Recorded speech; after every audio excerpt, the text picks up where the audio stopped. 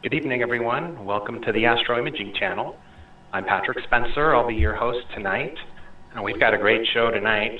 We've got Tom Palmer here to talk to us about his scheduling plugins for N.I.N.A. So that ought to be exciting.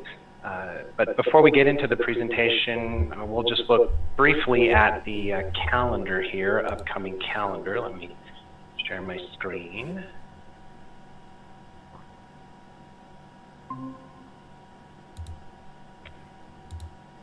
All right, so of course, as I mentioned tonight, we've got Tom Palmer. Then next week, TAIC's own Tim Hutchison will be here to talk to us about some of the equipment, various equipment that he uses for image processing. And then the following week, we've got a really interesting show. We've got Steve Ziegler coming to talk about the solar eclipse, imaging the solar eclipse, which of course is very apropos given the fact that we are, from yesterday, 4 weeks out from the annular eclipse, and then we've got the total eclipse coming up in April of next year. Then we've got Alistair Simon to present about a ginormous mosaic that he's been working on with a 135 millimeter lens. And Alistair had presented a couple of years ago, and this ought to be really neat to see what he's done with this, as I mentioned, this monster mosaic that he's been working on. So then you can see we've got a number of other shows. We do have a break for the eclipse, for the annular eclipse. And then if you see here we get into mid-November, we do have empty slots. So certainly anyone, if you've got any ideas, we'd love to have you on the show to do a presentation. If you have something that you'd like to present, you can come over here to the contact form and just fill this out. Give us a little bit of information about what you'd like to talk about. We'll get in touch with you and we'll make that happen. So let me get back to the main screen here. All right, so that brings us to tonight's presentation, which I know a number of you have been looking forward to since we announced it on the schedule a couple of months ago. And as I mentioned earlier, Tom Palmer has written a couple of really neat plugins for N.I.N.A, some scheduling plugins. And N.I.N.A, of course, is one of the most popular imaging programs out there right now. And I think one of the reasons that it's so popular is because of the robust plugin ecosystem, which really does add a lot of interesting and useful functionality to the base software. And when I last checked, I counted 44 plugins. So there's really, and it seems like every time I check, there's another one or two that I hadn't seen before. So, and Tom's plugin really raises the bar because it allows you to automatically select and schedule targets based on specific criteria that you set up and enter in advance. So Tom, if you're ready, you can take over. I'll hand off to you.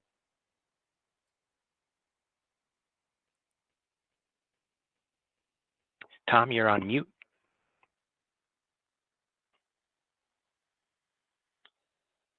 Tom is frozen. Did Tom freeze? Uh-oh, looks like Tom dropped off here. So no, he's there. He's back. But you're on mute, Tom.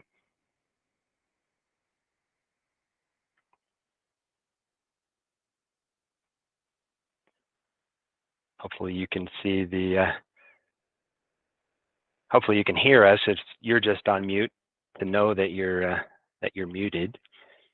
But so for whatever reason, tonight has been we've had a number of gremlins. When we first tuned in today, we were having trouble finding the right stream in YouTube, and my keyboard cut out. And Tom, are you there?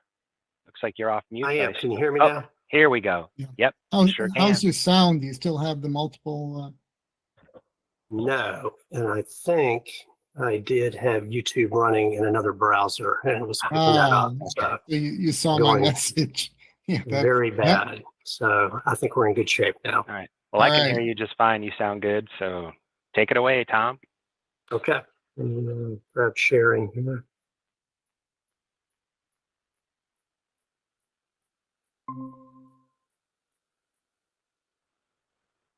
All right. Can you see my screen okay? Yes. Okay. All right. Thanks, Patrick and AIC. So tonight I'm going to be talking about the Target Scheduler plugin for N.I.N.A. So to get it going, some obligatory background. Been interested in astronomy since I was a kid, but then got into software engineering, did a lot of computer graphics work, got into the supercomputing world doing scientific visualization for quite a while, but then internet, web, financial services came along, and that was a lot easier to make a living at, so I kind of switched over there. As far as astronomy goes, I got a telescope for Christmas, I think around 1971, and even then tried to do some astrophotography, but didn't really have the resources for it. Fast forward past school and marriage and kids and everything else to the total eclipse in 2017. And I really had a good idea of what kind of pictures I wanted to take, and kind of that drove the equipment purchases. So I got a pretty decent scope, a very so-so mount, and a DSLR. Went out to Wyoming, had a great time, got some good pictures. So that was quite promising. But it was still a couple of years after that before I really got into it. And what the real catalyst was after doing some research, I realized that I live in a Border 4 area. I can do some pretty good stuff with my driveway. People image from downtown Tokyo and do amazing things. So I had no excuse not to go out and drop a few $1,000s.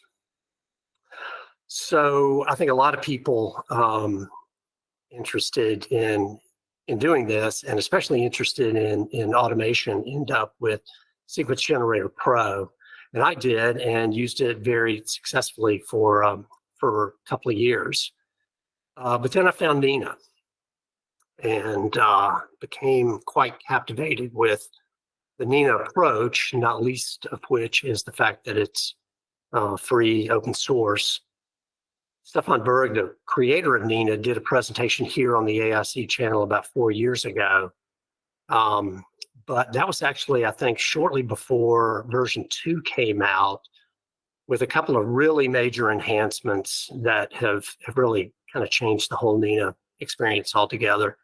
One is the advanced sequencer, which is a really elegant and powerful way of doing sequence scripting. And the other is opening up the software package so that third parties could come in and write plugins that can enhance various aspects of both the sequencer by adding custom instructions to it and the user interface itself. So with N.I.N.A being open source, there's no real data out there of how many people are using it, but Stefan was kind enough to share with me some data. N.I.N.A's downloaded about 10 to 20,000 times a month. The homepage where the documentation resides sees about 60,000 unique visitors a month. And every time you start up the application, if you're connected to the internet, it reaches out and does an update check. And there are about 140,000 of those a month. So that just kind of gives a flavor of kind of the breadth of N.I.N.A usage out there today.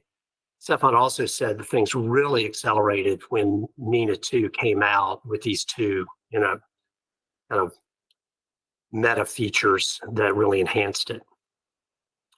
So if you do software development and you start into N.I.N.A, one of the first things you want to do is start writing plugins. So as Patrick mentioned, I have done a few.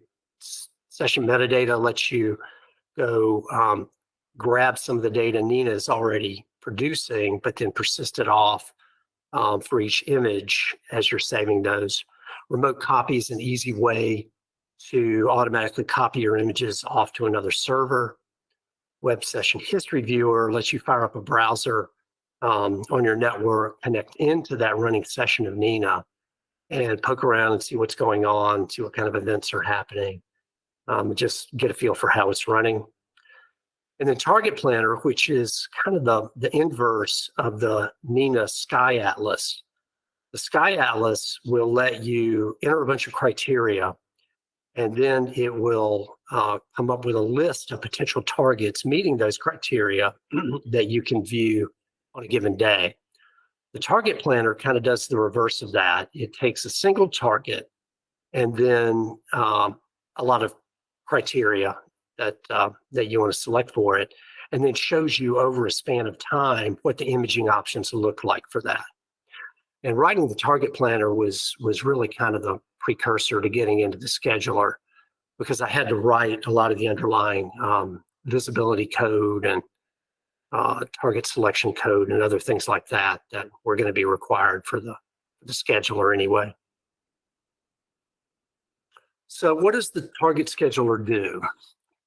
It's kind of broken down into 4 fundamental areas. One, it provides a user interface where you can manage a database of your projects, your targets, and your exposure plans. Once you've entered those in, it will let you preview what the scheduler will do at any point in time. It also provides a custom instruction for the advanced sequencer, so that when you're crafting your sequences, you can invoke the scheduler and have it select targets or decide we have to wait a while as a night progresses. And it also supports some post-acquisition efforts, including a simple image grader and the ability to view the image metadata that was captured. So as we look into how the Target Scheduler lets you manage that data, one of the first organizational principles actually uses something that's core to N.I.N.A, and that's N.I.N.A profiles. So when you're using N.I.N.A, you have a set of equipment that you're going to use with, say, a given rig. You've got a given mount, you've got a telescope with certain focal length, et cetera, a given camera, filter wheel, guider configuration, perhaps a rotator, et cetera, et cetera. So a profile lets you organize all those configuration parameters that pick those different pieces of equipment, set the options for that, and use it easily within a given N.I.N.A session. Since what you want to image is often going to depend on the characteristics of that equipment, the Target Scheduler lets you organize your projects by profiles as well. So any projects and the targets underneath those are members of a given profile. And in the image here, you see on the left-hand side, there are 2 profiles, a default and one called Redcat 51. Underneath each profile, you create one or more projects. And projects really just serve to group your targets together and provide a set of common preferences for those. The easiest way to think about this is a mosaic, where you have a single project, but you have targets underneath that for each mosaic panel. And the projects, as I just mentioned, are unique to a given N.I.N.A profile. And they have properties like an active or an inactive state, project priority, low, normal, high, a minimum imaging time constraint where you can say, unless this thing is going to be imageable for at least, say, 30 minutes, don't even bother with it. Wait for another night. There's a lot of control around your horizon. N.I.N.A has a built-in custom horizon, and the scheduler can leverage that. You can also set a minimum altitude that can work with or without the custom horizon. And you can also add a little horizon offset to be sure you're clearing trees or whatnot in that horizon. You also have meridian window constraints. So basically you can say, I want to minimize air mass for this and only image in a window around the meridian crossing for that target. You've got filter switch frequency and dithering controls. I'll talk a little bit more about those later. And scoring engine rule weights, which have to do with how we make a selection of targets when multiple are possible. And we'll talk about that more later too. Underneath projects, you have targets, and a target is a single DSO. So target scheduler is not meant for solar system objects, comets, things like that. It's really just DSOs, things moving at sidereal rate.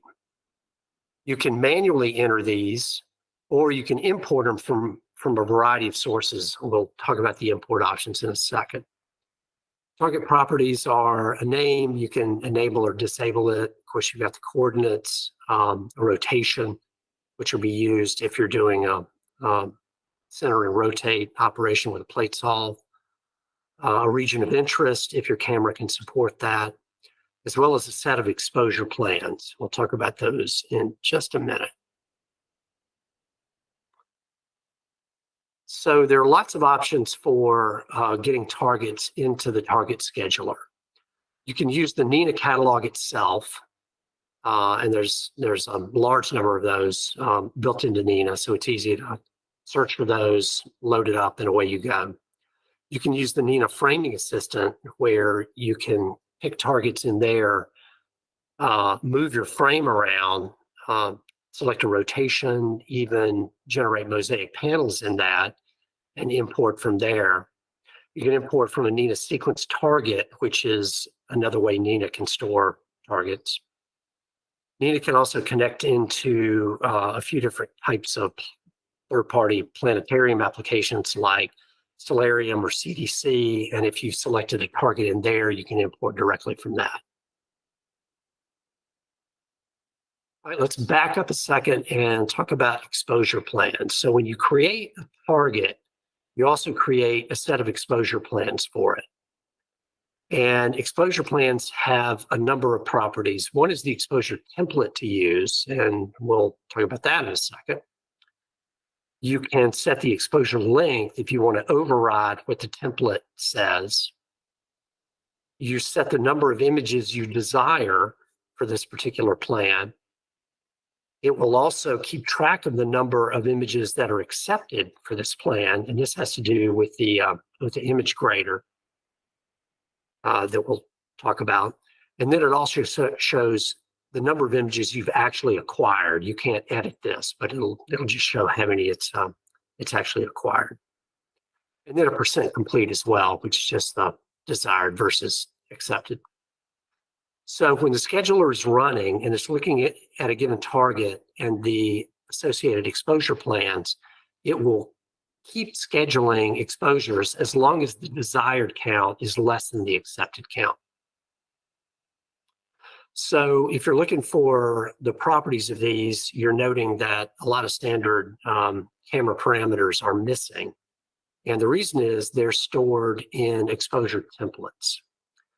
And what a template does is let us decouple a lot of the properties from those exposure plans. So it keeps the exposure plans themselves pretty simple, and then gets all these properties out where they're likely to be pretty common, at least for a given camera, scope, etc. So the properties of an exposure template are the name, the filter, which is often the name, and the filter here has to match up with a filter in the N.I.N.A profile that you've set up. The length of the exposure, gain, offset readout mode, which you can leave blank, in which case it will default back to what you've already configured for this camera within N.I.N.A. The binning, the acceptable twilight, which is basically the brightest level of twilight that's appropriate for this filter. The moon avoidance, which is the kind of the classic moon avoidance Lorentzian that ACP originally came up with. And there's been some interest in kind of extending that such that when the moon is actually below the horizon, start to progressively relax that. So it's not dinging you, once the moon is actually below as much. And also add things like sky quality, humidity, et cetera, set those constraints, and then the planner can automatically take those into account if you have that piece of equipment reporting on that data. So that kind of concludes setting up the database of your projects, your targets, and your exposure plans. The next thing you can do is, once you have all those defined, is run a preview and see what the scheduler would actually do. And what you can do is set a date time. It can be any point in time, any date, any time. Select the profile and then run it. And it will go off to the planner and then run a sequence of plans showing what it could do. But there are a couple of assumptions here about the way it's running that you really need to understand, because it's really just a rough approximation of what would happen, especially as time progresses. It assumes a couple of things. One is that all the images you're taking here are acceptable. So they immediately count against the acceptance count and reduce the remaining number you need. More importantly, it assumes that the only thing that's taking up time is actual exposures. So the fact that you have to slew, you have to plate solve, you got potentially multiple iterations of a plate solve, you have to dither, you've got dither settle time. The temperature may change. You may have an autofocus trigger in there that's going to run. All these things may occur that are kind of unknown at planning time. It's fine. They can occur and it works properly. But as far as the previewer goes, those things aren't happening, and it would have just completed in a pristine, clean run.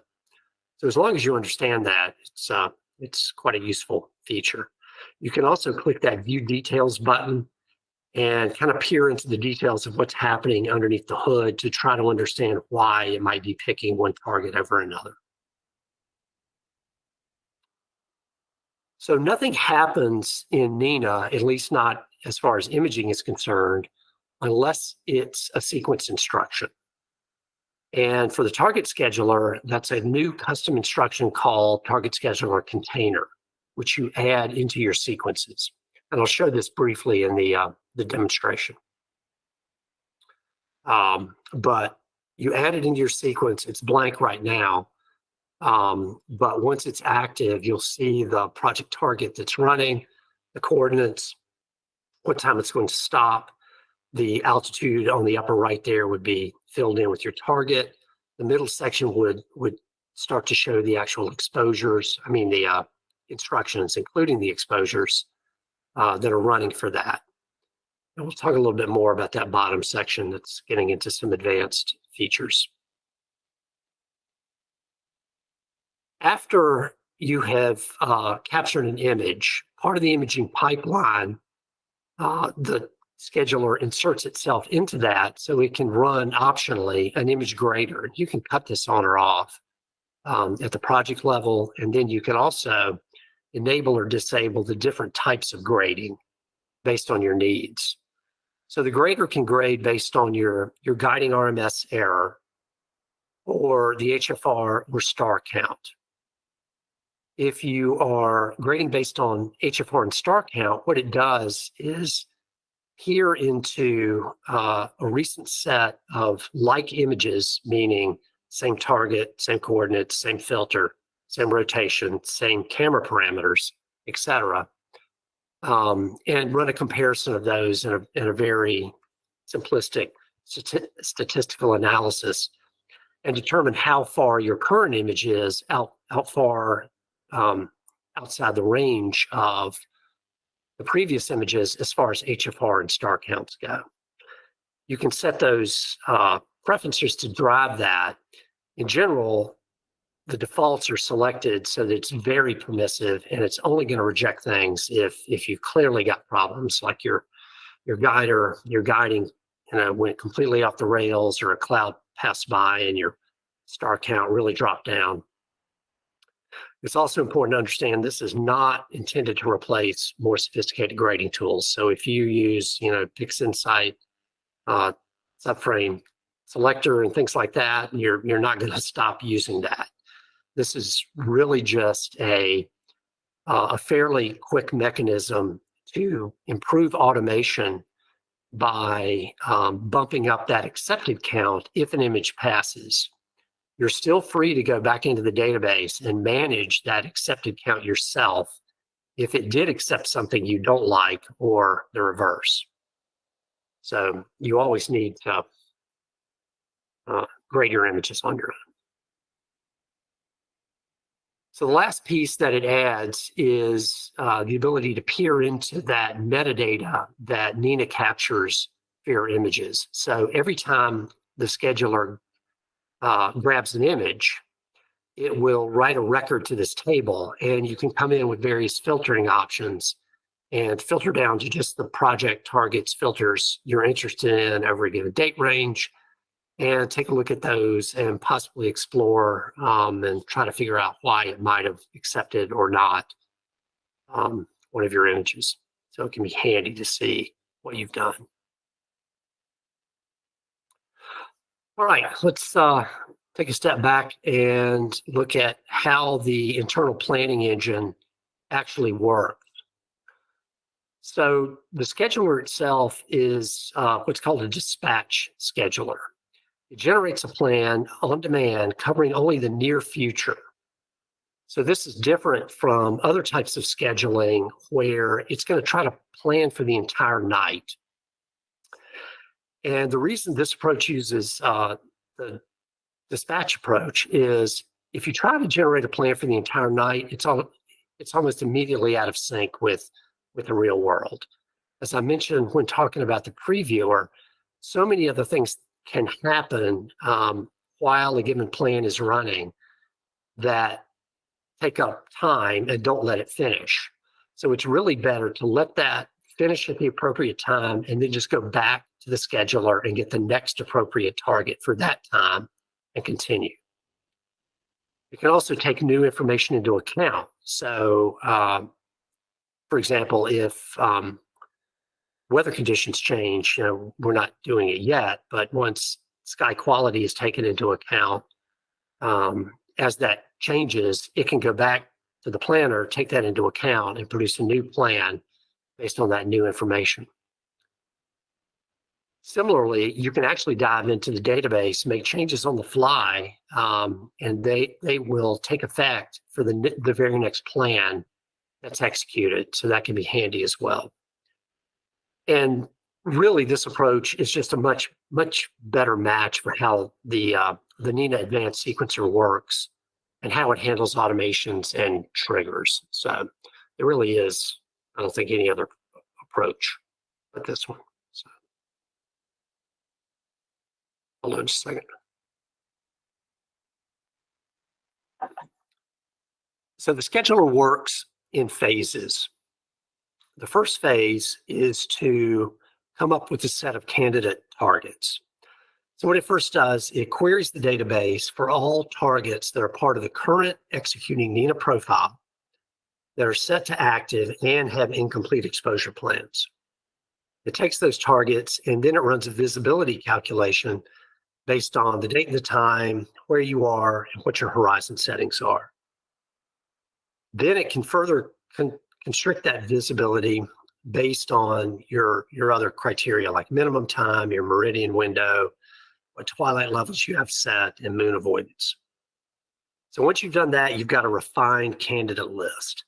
And this list could have no targets, it could have one target, or it could have many targets. So if we have no targets and there are none available later, we're done for the night. So the sequence instruction would end and it would just fall through to whatever's next. You may have nothing to image now, but one or more targets might be available later. In that case, we'd find the one with the earliest available visibility time and just tell the sequencer to wait for that time. Once that time passes, it's just going to go back to the planner and ask for the next target then. You might have one available now, in which case you're good to go. Generate the set of instructions to image it and tell it to execute them. But if you have multiple images, somehow we've got to make a decision about which one is best. And that's where the scoring engine comes in. So the scoring engine is a very simple rules engine implementing a set of rules, currently 6, that you see listed here. So meridian window priority basically says give priority to those targets that are actually in their meridian window right now, with the rationale being meridian windows are a scarce resource, so take advantage of them. Mosaic completion is a recent addition and will actually let you balance exposures across multiple panels of a mosaic project. Percent complete is actually a little different and in conflict with mosaic completion, because what it says is you want to favor those projects that are closer to 100% complete. The rationale being, hey, it's almost done. Let's go ahead and give it priority to wrap it up. You can prioritize based on the project priority itself, that low, normal, or high. You can prioritize based on how soon it's setting. So if you've got something in the west and it's setting sooner, then chances are that its imaging season is coming to an end, so you may want to prioritize it. And there's a target switch penalty, which also can help prevent thrashing between multiple targets, which would cause you to have the expense of a slew and center every time you switch targets. So what it does is look at the most recent target that it images, and if the current one is the same, then it'll bump up the priority on that. So each rule has an associated weight that can be managed at the project level.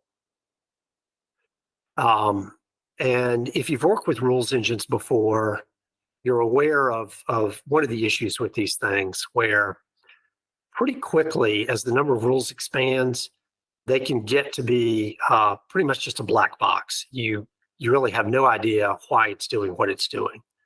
So in practice, what I recommend is you find a subset of the rules that are working for you, and you can set the other rule weights to 0. And then you'll find that the selection mechanism is much more deterministic. At least you can figure out why it's doing what it's doing without having to just completely guess or just let it have its way. So, all right. So when the scheduler runs, it returns back to the sequencer something called a target plan. And a target plan can be either one of those delays which says just wait, and at the end of the delay, call the planner again. Or we've selected a target, we have instructions to run, here's the start time and here's the stop time.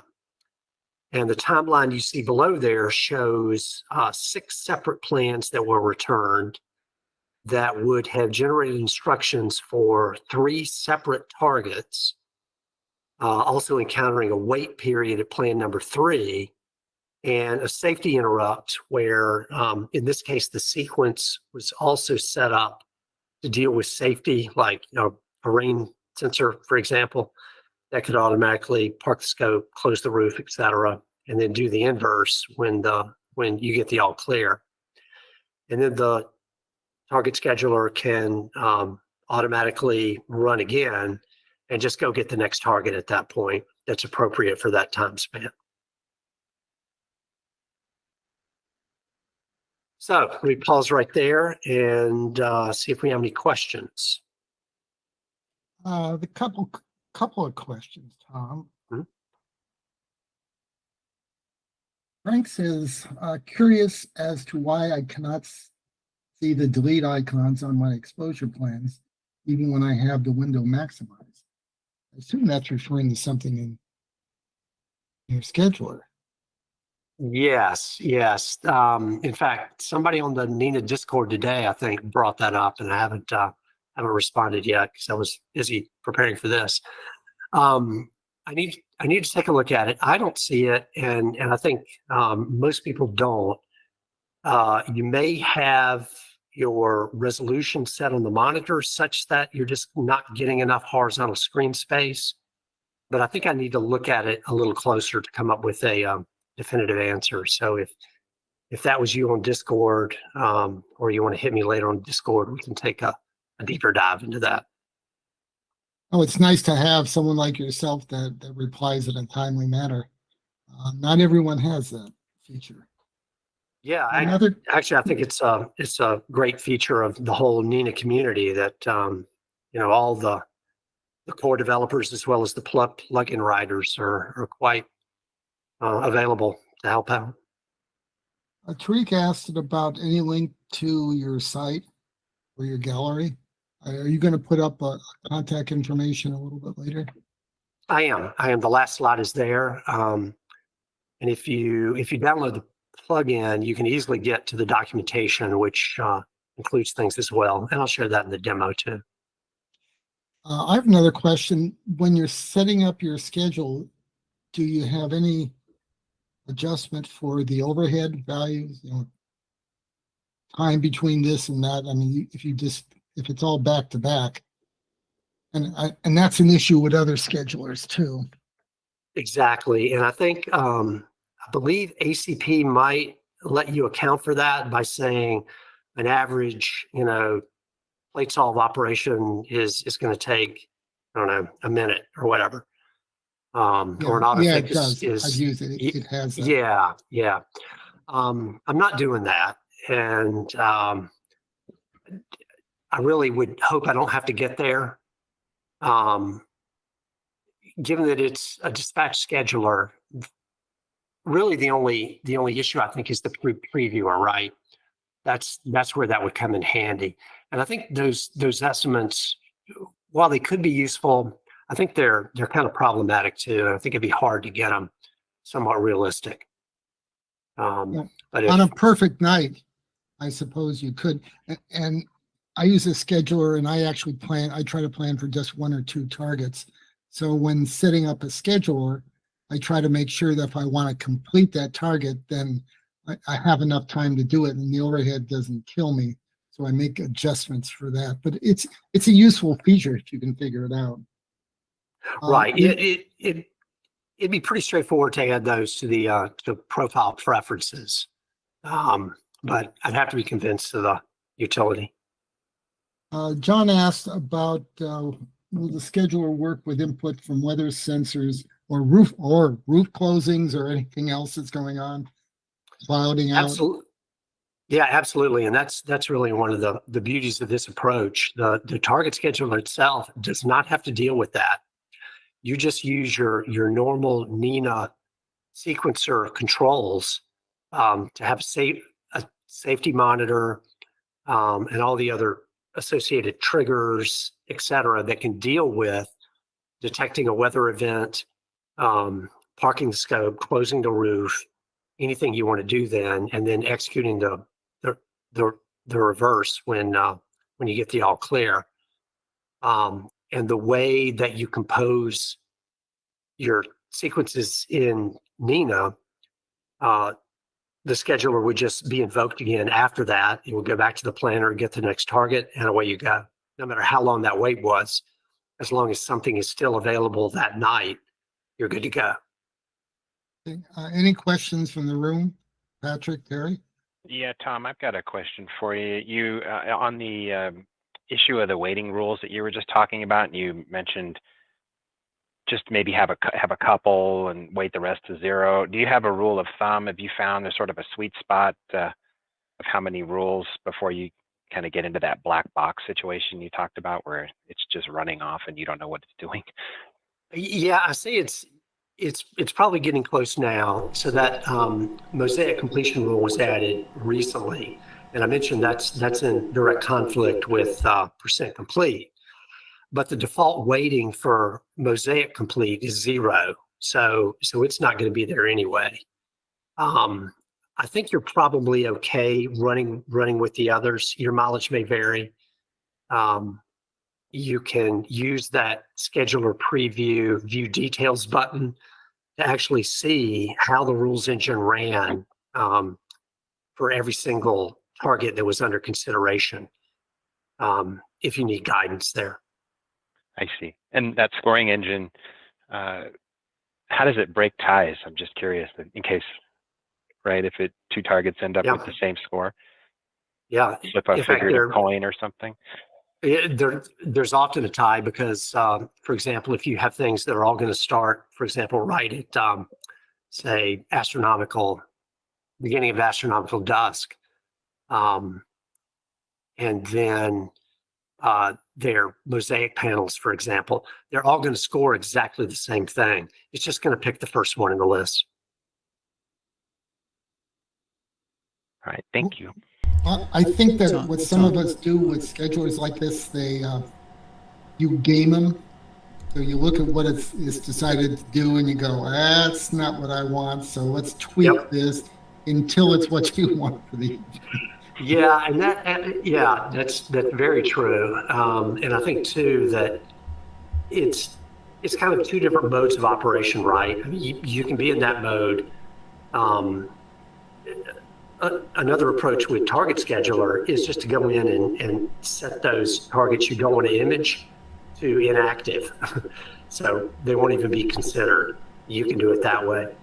But another mindset is you're just going to throw a bunch of targets in it you know you're going to want to get to over the next 9 months and just let it do its thing. And away you go. Some of us have less patience with completed targets. I think of all the people on the Astro Imaging channel, Terry has the most patience. I have the least patience. Tom, can you have a rule not work like I don't do mosaics? I have long focal lengths, I don't do them. Could I just say I don't want that used in my calculations and disable that? Oh yeah, in fact, by default, it is disabled. If you set the rule weight to 0, it has no impact. Oh, okay, that's great. Okay, if we're all set, back to you, Tom. Good. All right, I think we're at the demonstration point. So, all right, let me know if that screen looks good. We can see it. I'm not sure how it's going to come up on YouTube, but we'll know in a moment. Okay, well, I'll just proceed like it is. So here's N.I.N.A, and we're not going to get into a lot of N.I.N.A. And in fact, I think by now, especially given those usage numbers, most people are certainly aware of N.I.N.A. I think a lot of people have probably tried it, and many are actively using it. And there was also that Sky and Telescope article this month that provided an intro. So I think a lot more people are now aware of it. So I'm not really going to get into much at all of the depth of N.I.N.A itself. I will say you'll probably notice the red up here. I am running in what's called N.I.N.A 3, which is the new version that is nightly. Now, your mileage may vary. A lot of people are running this perfectly acceptably, getting great results. But if you're interested in maximum stability, don't use it. Stick with the latest N.I.N.A 2 version. But a lot of people are doing this. There is an older version of Target Scheduler for N.I.N.A 2, but all the development that's been done over the past, at least summer, I would say, is focused totally on N.I.N.A 3. Okay, so with any plugin, you go into the plugins screen right here, and you would select Target Scheduler, and you see the entire user interface for Target Scheduler, at least as far as management goes. So here you will manage your targets, here you will run the previewer, and here you will view images that you've acquired and all that associated metadata. So let's jump into target management. And what you're seeing is 2 trees over here on the left. One that lists the profiles for the projects right here, and another that has a similar tree with profiles, but for your exposure templates. So we're going to start up here, selecting the profile. And again, this is just a profile that I've already configured within N.I.N.A. And over here is the view and edit panel. So to get started, I'm just going to click this button to add a project. And the project comes up. I'm going to edit it and select this. And we're going to do something simple. Say it's Andromeda. I'm going to set it to active. It's got normal priority, and I'm going to leave all the other parameters at their defaults. Here are those rule weights that I was talking about, and in particular, that mosaic completion by default is 0, which means that rule will not apply at all to this to any target under this project. So now I've got a project defined. You'll notice I've got this little red cross right here that is basically saying we're not going to consider this for scheduling. And the reason right now is there's not even a target underneath it. So let's go create a target for it. So we go to this button, add a target. And now I'm presented with the target screen. So we go into edit mode, and I'm just going to invoke the import options. So, and to make it easy, we're just going to select something from the N.I.N.A catalog, pick N31, and you can see that the name populates, all the coordinates have loaded, etc. I could go in and change a rotation or region of interest if I wanted to at this point. So that's a perfectly good target, but you'll note, even if I save here, it's still red. And it's still red because there aren't even any exposure plans to drive instructions. So if I try to create an exposure plan, it's actually going to come up and warn me that you haven't defined any exposure templates yet. You have to create some before you can create an exposure plan, because each exposure plan has to reference one. So now we're going to come down here, now to that edit. So now I'm in the exposure templates section. I'm going to select my profile, and now I can start adding exposure templates. So I can add one of these, and let's do Loom here. And if I wanted, this dropdown is pre-populated with all the filters that you have built into your N.I.N.A profile. So it already knows about all those. And in fact, you can't, of course, select anything but those. So here you would select all the other properties you wanted to use associated with this template. We're just going to leave them all at defaults right now. Save that guy. And if we come back, I can add another. Let's just go ahead and add a few here. Do this for simple. Save.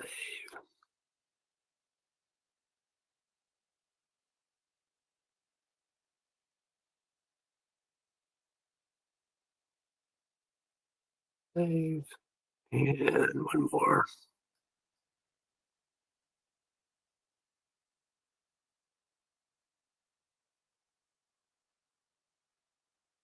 Okay, so now select profile here. You get a summary table of all the exposure templates that have been defined here. So you can do a quick gut check here. Yeah, the names match up with the actual filters. Check all your parameters and be sure they're good. Now, when I come back to our target, M31, and go into edit mode and now try to add an exposure plan, it says, sure, you're good. And by default, it's just going to add one with luminance, which is the first one in the list. So I'll go ahead and choose that one. I'm not going to override the exposure length. I'm going to say 5 images of that. I'll show, just for demonstration purposes here, I could edit the accepted count here and manipulate that over time. It doesn't make sense when you're first creating one, but I could. You can't change required. That will change as we go. Actually, for example, if I set this to 3 and then did a save, you'll see the percent complete automatically updated there. Let's go back in, fix this guy, and add a couple more.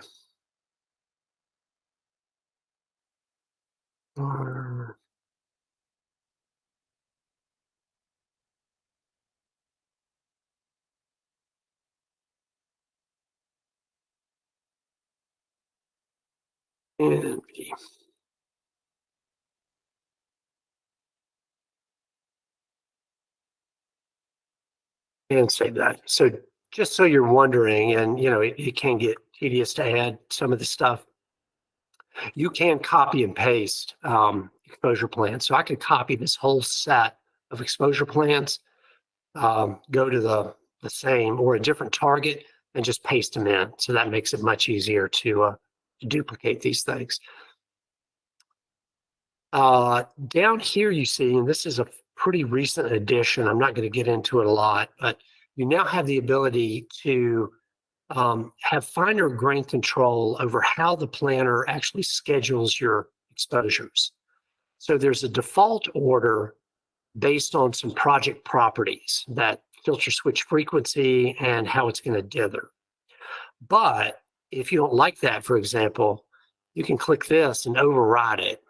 You get this little pop-up that says, I can change these. So for example, if I wanted to do 2 luminance and then dither after that, this doesn't make much sense, but then RGB and dither after that, save that. Now you see it's showing lume dither, RGB dither.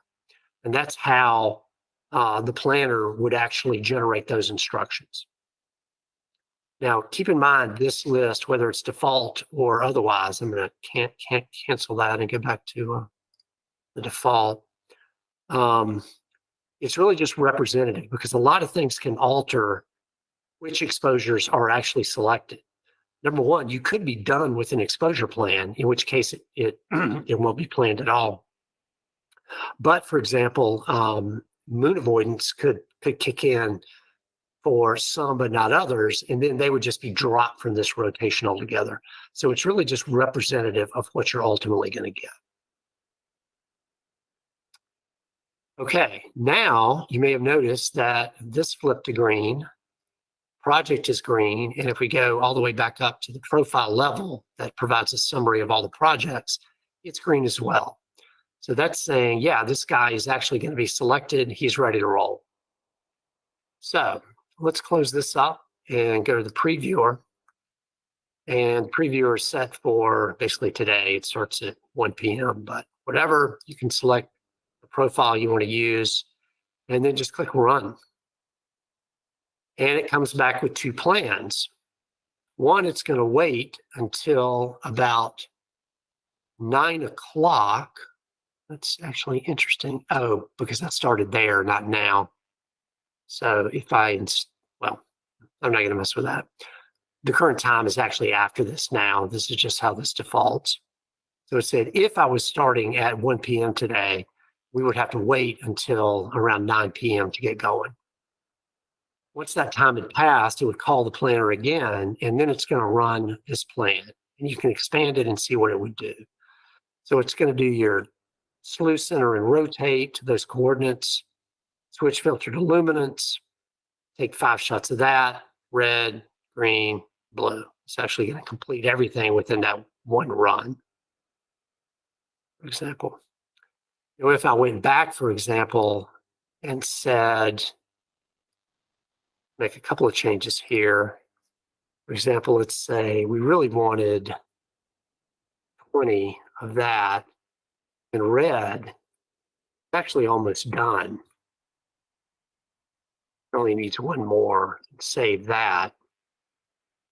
And then go back and run that planner again. It's going to look a little different. In fact, now it's going to take 2 planning cycles to get through it. So now it's going to do all of those luminance up front before it kind of runs out of time. Well, no, it gets that 1 red, starts in on the, gets the green and 3 of the blues, And then we close that one up and it comes back and runs again, and you get the final two blues. You can click this button and it's not going to be particularly eye-opening now because I've only got one target in here. I'll add another one in a second, although I think we might be getting near the end of our time here. So I don't think I'm going to get into that. So let me quickly out of this. I'm going to just very quickly show how things work in the N.I.N.A sequencer. So this is the N.I.N.A sequencer. I'm not even going to craft up a basic sequence. I'm going to assume you know how to do it. But the way you would add in target scheduler to this is at some point in your sequence, you would add the core sequential instruction set, which is just a way of wrapping up a set of instructions with a loop condition, one or more loop conditions that tell these instructions how many times to run, and then triggers that can run at different times, like do a meridian flip or autofocus based on temperature. Then you would add your target scheduler container into that. Now you may have other instructions. I think if I had more time here, I could show those. Before you did this, you may do things like wait for astronomical dark, do a slew to a place I could autofocus, switch to the luminous filter, run an autofocus, etc. What's Tom, all we that? don't have any strict cutoffs, so just continue on, if you would. Okay. Yeah, I mean it's if you've used N.I.N.A, you know all this, and anything I'd be getting into there is really core N.I.N.A. I think the point to absorb though is that target scheduler itself doesn't have to worry about that stuff.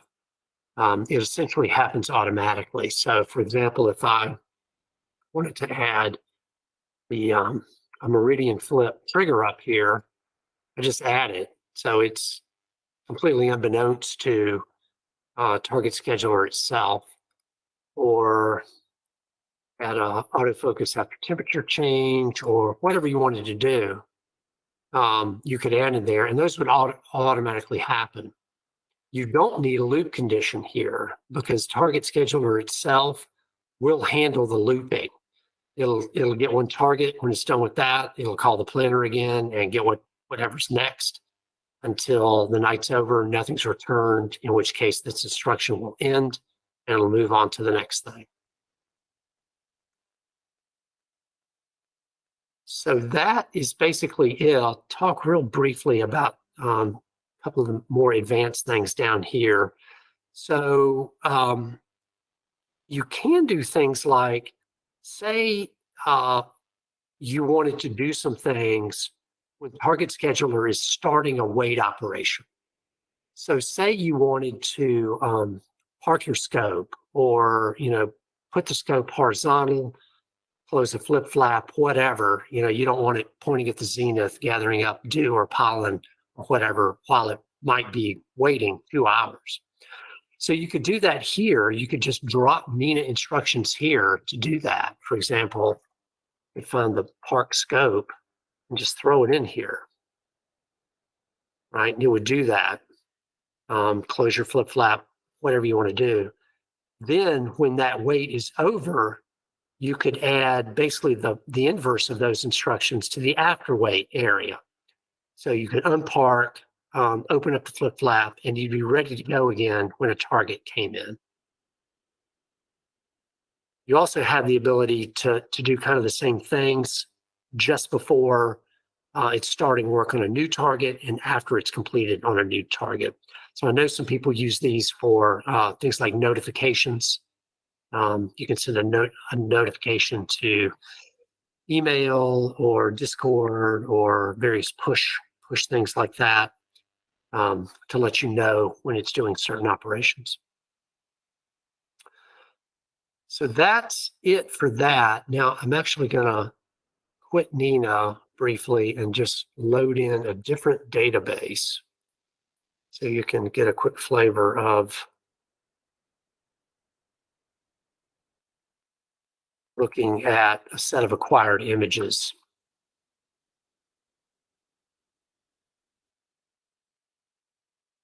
So I've restarted N.I.N.A. The only difference is I've loaded in a different target scheduler database that's just that has existing data. This time I'm going to this acquired images section here. So now you see this filter section that lets me select, for example, last 90 days. Things start to appear down here. And now I can further refine it. I just want these projects, this project that's named normal priority targets, and that's a bunch. And say I want to restrict this to that Bernard 150, select that. So now we're just that. And I can even get down to just particular filters. And this can start to get useful, especially if you're looking at grading. So for example, in this case, I could come in, if you click these table headers, it can sort by that value. So I can sort by the number of stars it found. And we can see, is that right? That's actually strange.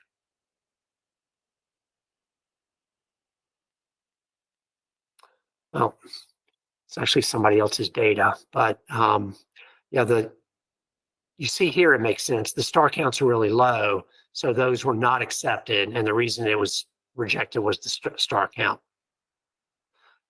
So the acquired images here can be useful for drilling into your data and trying to figure out, what might be going on. You can also click any of these rows, and it will show you essentially all the data. N.I.N.A captures this automatically, and you can get access to it. So the scheduler is just grabbing this information and saving it in the database here. So you can peer into this and get a little deeper picture of what might have been going on during this particular image. Okay. All right, I believe that concludes the demo.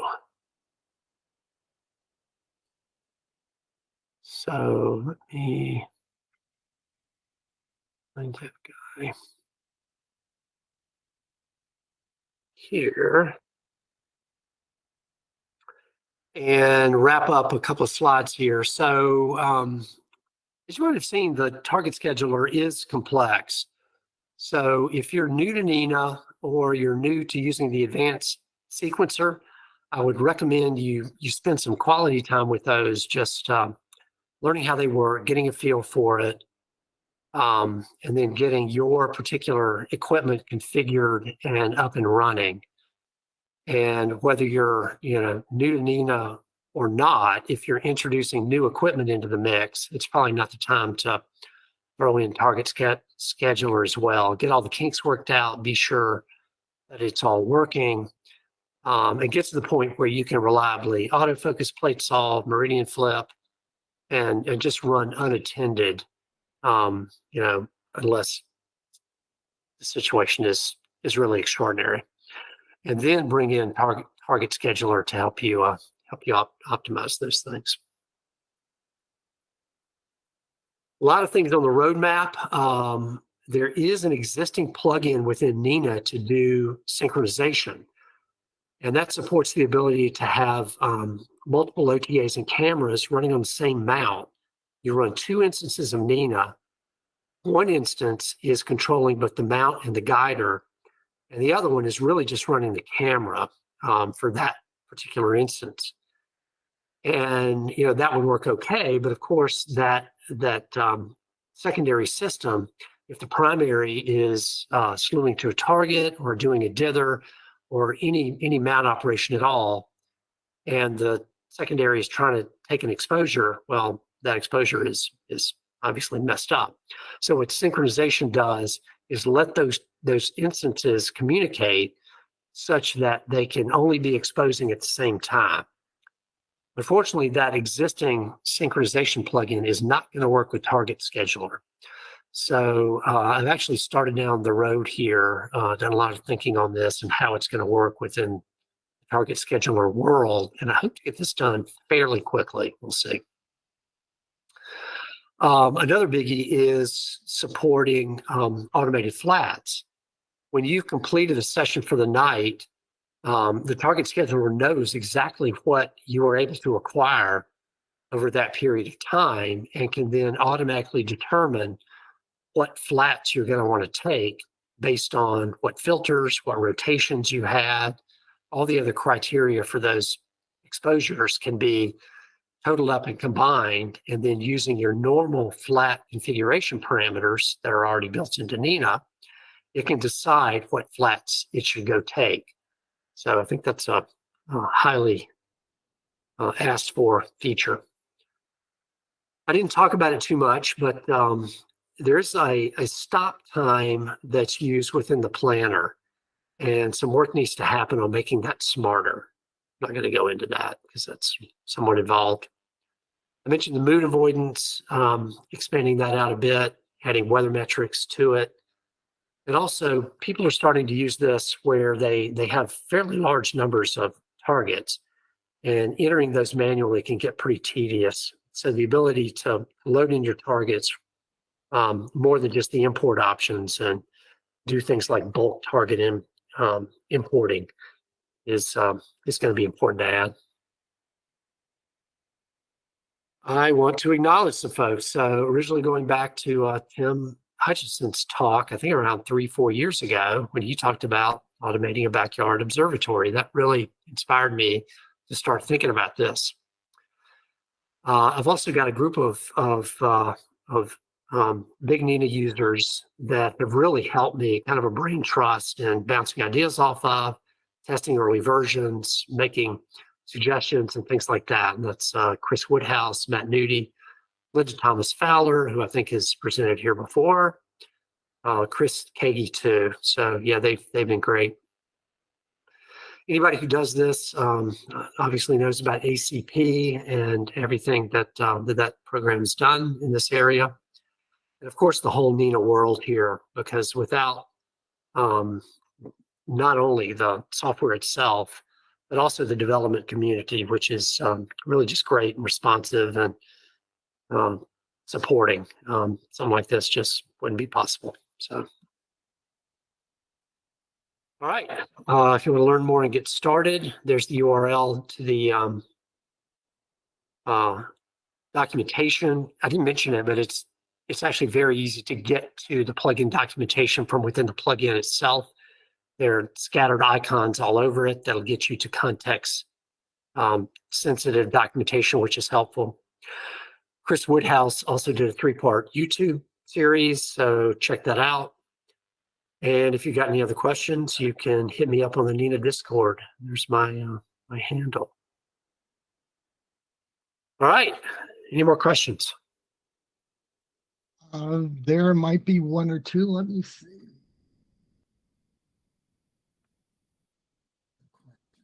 Let's give it a question about comparison with other platforms like Voyager and RoboTarget. That's not why you're here tonight, but do you have any commentary about that? I really don't. I've probably looked at how ACP does things a little bit more. I think Target Schedulers is probably more in the spirit of ACP, especially with regards to being a dispatch scheduler. I think RoboTarget is not. It tries to do a plan for a much longer period of time. But again, I haven't spent much time with Voyager. And Tom Getz says, hi, Tom. Hi. Oh, I'm sorry, Dale. Dale Getz says hi, Tom. Oh, Dale. Hey. Dale. Sorry, I just passed that along. Tom, does it have any watchdogs to look for? What do you mean by? Something funky happens, it can detect an error and then try to take a different action? So you're certainly free to use all available N.I.N.A triggers that are built in to handle things such as, obviously, 4 or 5 different ways of detecting the need to do an autofocus, meridian flip, center after drift. If you get an actual error, you can change how the sequencer responds for those errors, whether it wants to retry or to basically kill that instruction and move on. So you do have some flexibility there. So in the event that, say, some equipment fails or can't communicate, it can take an action on that? In general, N.I.N.A is pretty robust under that. So, say you've got a cable snag or something that stops you from getting a camera download. It usually just recovers by itself from that. The image might fail, so it might not continue on through the imaging pipeline, but it's gonna continue where it left off. Keep going.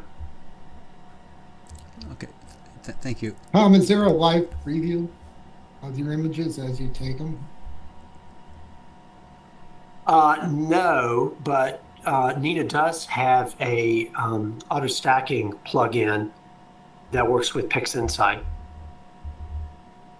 N.I.N.A itself shows your images as you acquire them in the interface.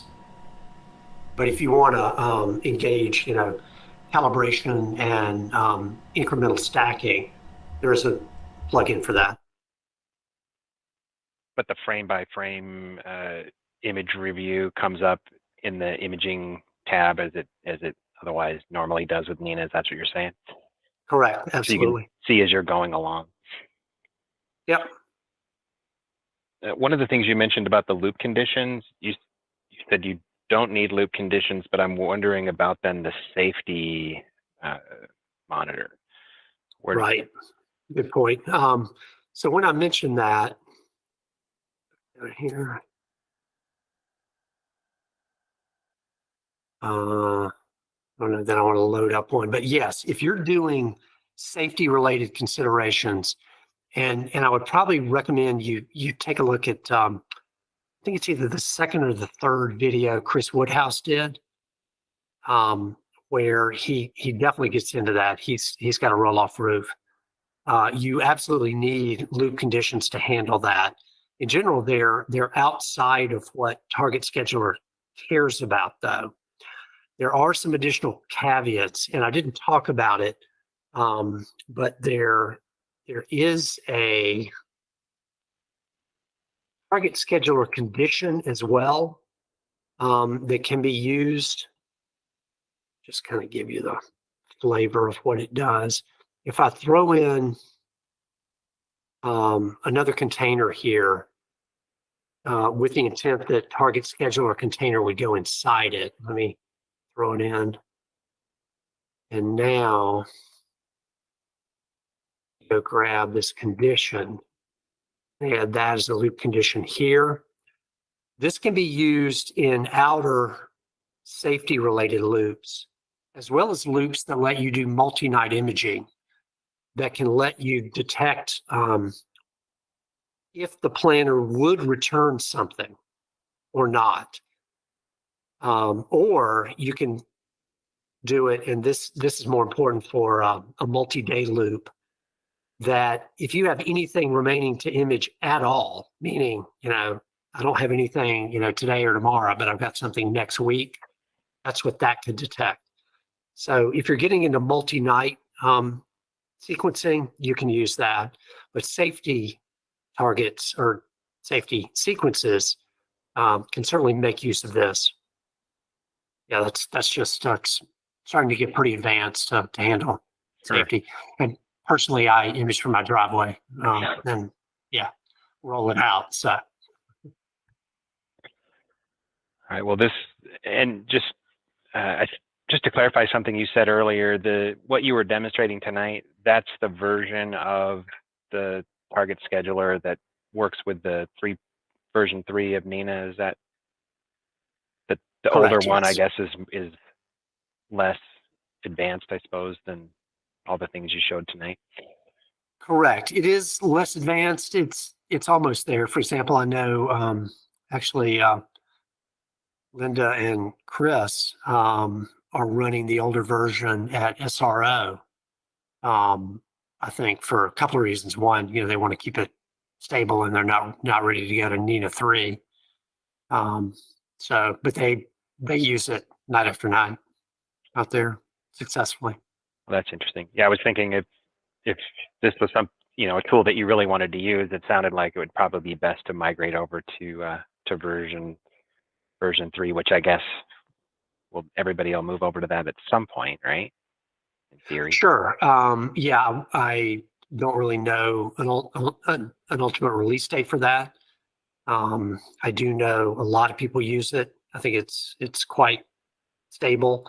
I think the issues I've seen, I might be speaking out of turn. I think the ones I've seen are more often involving pieces of equipment that may not be as common as others, and the way that may interact. So, yeah, if you're all about stability and don't want to deal with that, don't deal with it. Stay with N.I.N.A 2.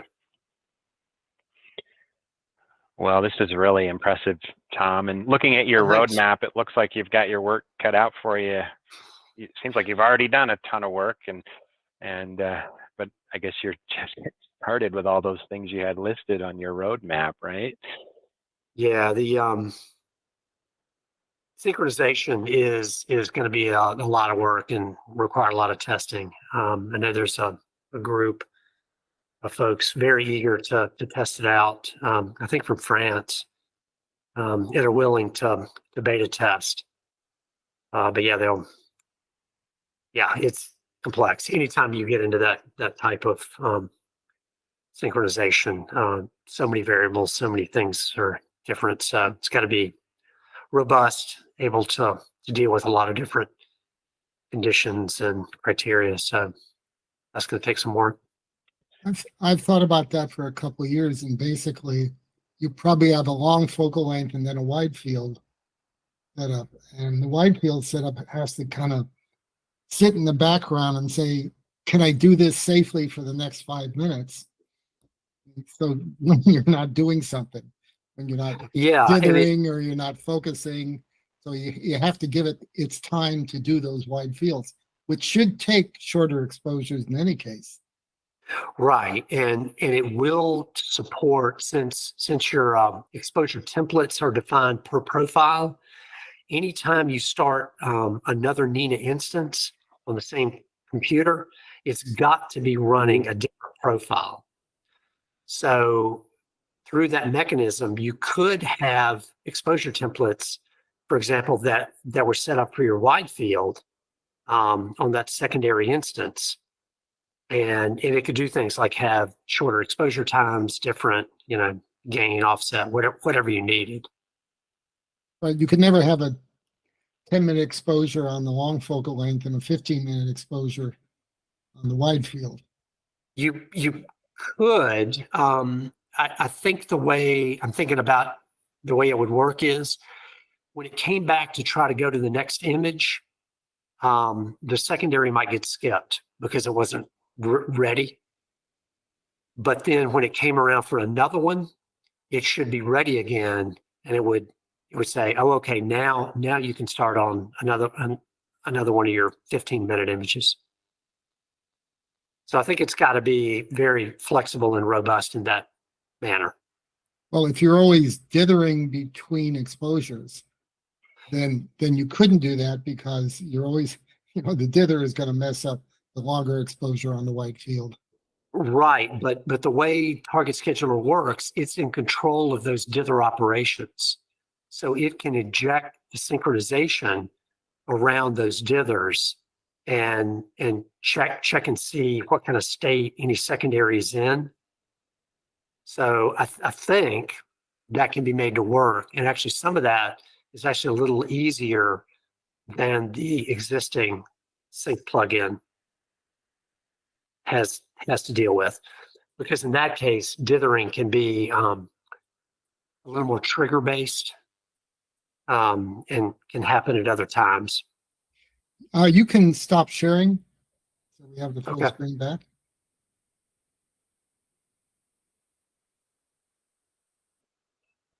There's plenty of commentary over on YouTube, but I don't see any more questions. You, Patrick? No, I was just looking through there, and we did get some comments that no problems using version 3, and some other folks enjoying your presentation, but I think we did get all the questions. So, Great. all right. Well, thank you so much, Tom, for presenting tonight. This has been really interesting and helpful, and I think it'll be nice to have this as a resource for folks as, you know, people going to want to try to learn about the target scheduler, maybe in small bites. It may take a little while, so it'll be nice to have the word right from your mouth, so to speak. So, all right. Yeah, great. Well, Thanks. absolutely.